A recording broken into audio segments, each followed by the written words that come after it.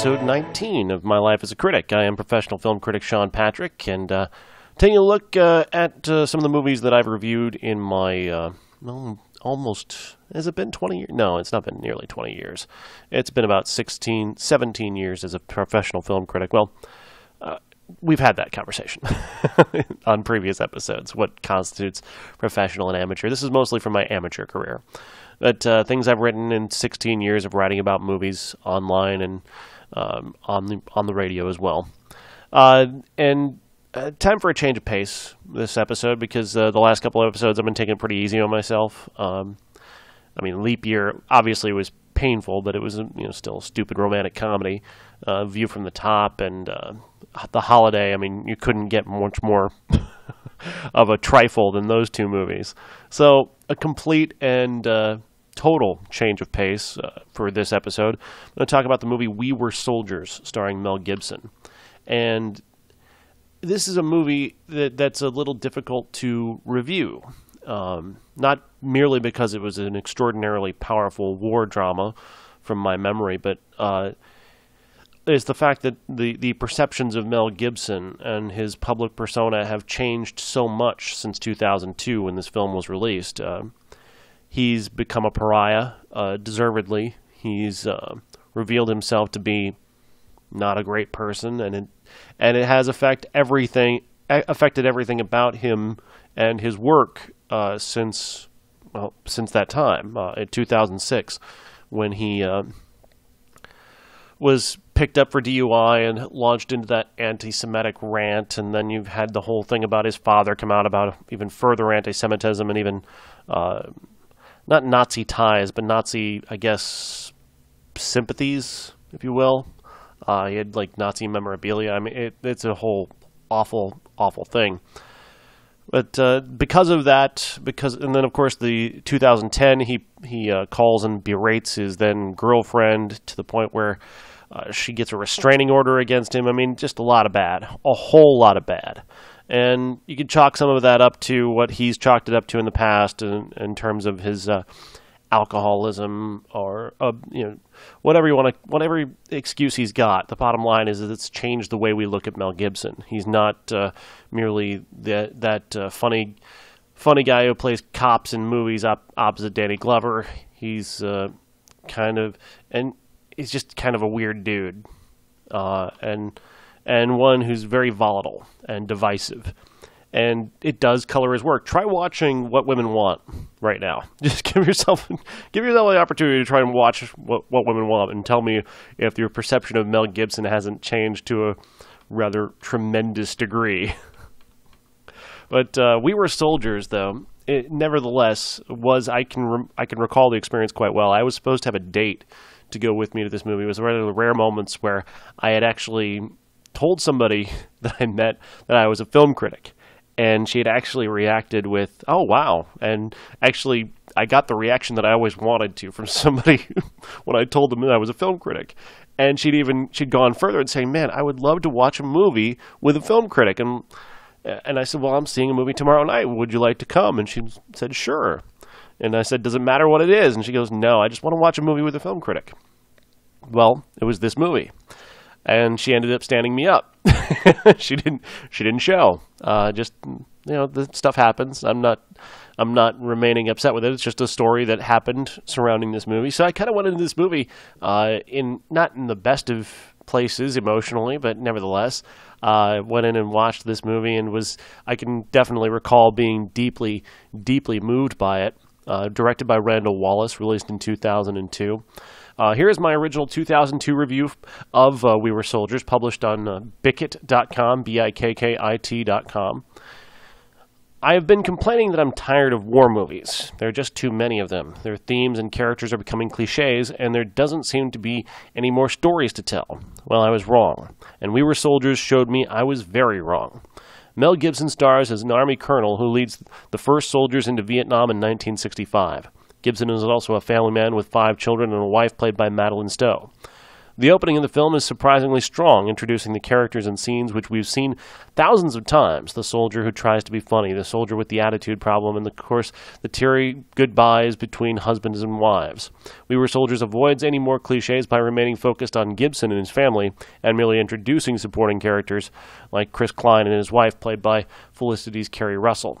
The beginning is strong, but the film really takes off once the soldiers arrive in Vietnam and are almost immediately dropped into a hot zone where French soldiers had been massacred by the North Vietnamese months before. These scenes are as violent and bloody as anything we've seen before, and maybe louder. The film's soundtrack... there we go. Maybe louder. I definitely blew this part of the review. Where was I going with that?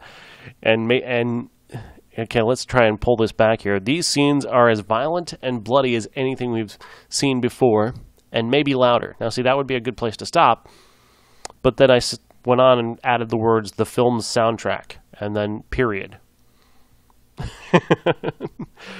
I didn't have an editor, and I wasn't good at editing myself at the time, and so you end up getting embarrassing stuff like that. It was at times so loud that my seat shook as if it were rigged to do so. Once in the jungle, Gibson matches wits with a North Vietnamese colonel, but unlike your typical action movie, it's not painted as a one-on-one match, but a strategic match between equally matched opponents. Again, what does that even mean? What does that paragraph even mean? That is not good writing is what that means. Yeah, that is really terrible. Not many films have had the courage to show America's enemies as human beings, but We Were Soldiers does show us North Vietnamese soldiers who aren't monsters, but rather just like our guys. They were defending their country, and they did so by any means necessary. The film's supporting cast is strong, especially Barry Pepper. No stranger to great war movies, Pepper stars as the first journalist on the ground who quickly finds more action than he bargained for. Pepper's war photographer is not some cowboy out to break a big story, but a normal person in an extraordinary situation. We Were Soldiers is not a unique film. We've seen some of this stuff before, scenes that appear in every war movie as if they're required by law. But Gibson, Pepper, Chris Klein, and writer-director Randall Wallace make even those seemingly cliched moments ring true and make We Were Soldiers the first great film of 2002. So now I'll pause here and I'll actually watch the movie. I'll try and come up with something far better to say about this movie than what I said in that review. That was kind of brutal. Oh, man. But bear in mind, 2002, I was just in my third year, maybe, of writing. Yeah, I should have been much better by 3.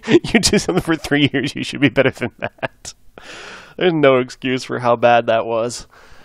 But let's see if I can do better now that I watched the movie today. Well, the elephant in the room is Mel Gibson. And when it comes to Gibson, this film hides his worst aspects. I mean, he's still Mel Gibson. You still look at him and see Mel Gibson. But it's such a different Mel Gibson performance. It's an extraordinarily restrained performance. He has dialed back the charisma to a great degree. It's not animated in any way, and that certainly does help to allow you to look at him as this character as opposed to being the Mel Gibson that history has rendered and his behavior is rendered as a monster. I still find it hard to look at him because just what we know of him, but the performance, I mean, looking at it outside of his real life, it is an effective and rather incredible performance. He does bring a great deal of humanity to this role, and not just bravery and just this.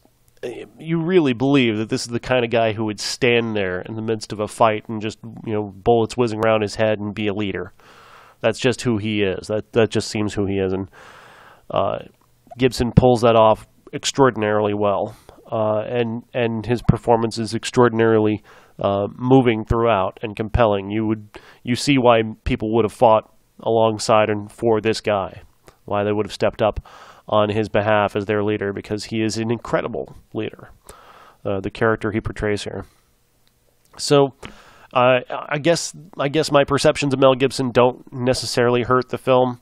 Like I said, if I can compartmentalize, which is hard, people don't want you to, and you shouldn't for many reasons. There's certainly good reasons not to compartmentalize and not let him get away with being horrible, being a horrible person. But this movie is very powerful and very much something that should be seen, despite Mel Gibson. The film tells the story of battle in 1965, the first American involvement in Vietnam. These soldiers who were dropped into a situation where they were unprepared for the numbers that the North Vietnamese had in place. They weren't prepared for how prepared North Vietnam was when they arrived. And then it turns into a tactical battle between Mel Gibson's character and the leader of the North Vietnamese soldiers, and that is a really effective back and forth of tactical ideas, which we don't normally think of when it comes to Vietnam. Vietnam introduced the concept of guerrilla warfare, which is warfare that seemed to ignore the rules of engagement. It's not cheating is a stupid way to put it. It's just different than any kind of war that had been fought before, because the North Vietnamese were doing things unlike any other army had ever done in a previous war, and certainly in a war against America, which had been had grown used to wars that had rules. And the North Vietnamese, there were no rules. They were defending their country by any means necessary. And in many ways, we weren't prepared for that kind of battlefield. But this initial battle, at least, resembles something that I'm sure a soldier with the experience of the character played by Mel Gibson and that of the character played by Sam Elliott, at least this battle resembled something like that. The terrain, however, again, is another thing that we weren't prepared for. The fighting in that jungle and fighting in that environment was not something that we were ready for. The tunnels that the North Vietnamese had built and created within these hills that made it completely unpredictable where they might be. Really an extraordinarily smart tactical move on their part that obviously comes to haunt our characters in this film. But the extraordinary thing about this movie is the battle scenes. Of course, are incredible. I mean, you feel it. You feel every moment of those battles. You feel the terror, the violence, the fear. It's all there, and it's all very visceral. And the way that director Randall Wallace captures it is really extraordinary. It's and deeply affecting. And there's no posing. There's no hero moments. It's bitter. It's ugly. It's violent, and it's seemingly very realistic. At least from somebody who's never actually seen war, it feels real. This movie, it feels very, very real and true to what actually took place. I hope it is. I don't. Obviously, I can't say I've never been in a war. I've only read about them. There's somebody said this once, and I don't know who. I wish I could attribute it properly, but they said that the best war movies are anti-war movies, and that's absolutely true of this film. As much as this movie is a celebration of the bravery of soldiers, and it is also a film that shows you such incredible violence and so much death, that it is the perfect kind of reminder that we need to not ever go to war. We need to find more and more ways to stay out of actual violent conflict, because if it's anything like what you see in this film, it can never take place. It is the worst thing that we've ever done, is create these weapons that destroy other human beings. This film is remarkable in showing that, and it's not intended as a movie that is making a statement against war. It merely presents war as it is, and that alone is a statement against war. It is an indictment of war. And for that, there's certainly so many things we have to thank this film for, is making that point in such a forceful and an incredible way, by not shying away from the violence, by not making it cartoonish, and by not justifying it with the courage of the men involved. There's no justification here. No one is.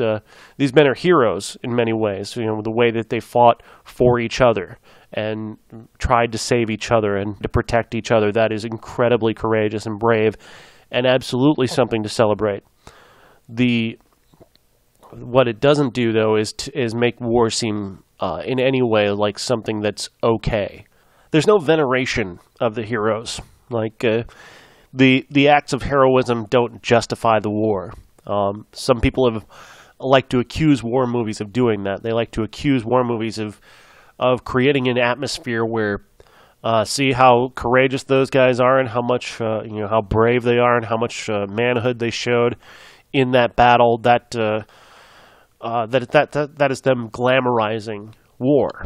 That's not this movie, and that is and I know people, especially on the left, like to make that accusation about movies like this, that they're conservative and that they celebrate war and they celebrate killing and the efficiency of American killing, and that's just not the case. This is not a movie that is pro-war. It's not an openly anti-war movie where it's setting out to make that statement. It's telling these men's stories. But just by being honest about it, just by being honest about war and the presentation of war and the presentation of the violence of war, it is an anti-war movie. And it's a powerful anti-war statement. And really an incredible film in so many ways. We Were Soldiers is a movie that I cannot recommend enough. It is very violent and very bloody, but also just really extraordinarily moving and human and real. And even with Mel Gibson, if you can get past Mel Gibson, which I know is not hard, and I know don't want to give him a pass for being a terrible person, but this movie is really powerful and really effective. And if ever America is approaching another armed conflict, I hope people watch a movie like this and maybe think again, which I know is kind of a silly thought, and nevertheless, it's what's in my head. And that is We Were Soldiers. And thank you for listening to this episode of My Life as a Critic. I am professional film critic Sean Patrick.